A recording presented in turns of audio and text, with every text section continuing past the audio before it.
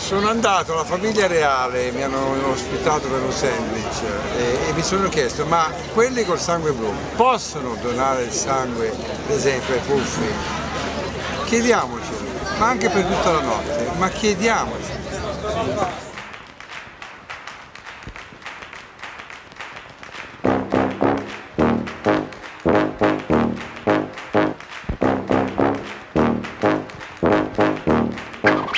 Il rosso è il sangue e chi ha bisogno di sangue sa cosa vuol dire, quindi volevo invitare tutti a mettersi la maglietta perché l'avete tutta in mano. Beh, grande cosa per l'Avis, ci sono 9 Avis che lavorano a tutta questa cosa qua, secondo me è una cosa importantissima, un segnale di unione.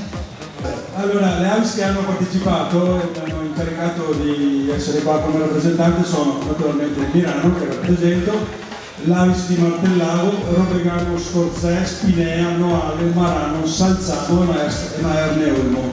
È qui con noi questa sera il neopresidente Avis nazionale Alberto Argentoni! Ormai per noi è diventata una parte, una presenza fondamentale nelle nostre estati essere qui con voi con un viso fa buon sangue.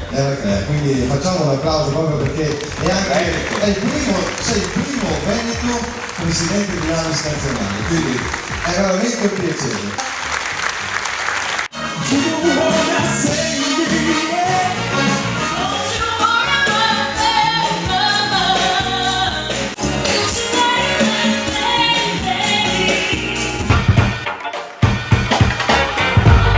Se è meglio trovare quella cosa lì finché morte non ci separi, ma io mi ammazzo prima della morte. Ciao! Lì anche il milanese te urla boa!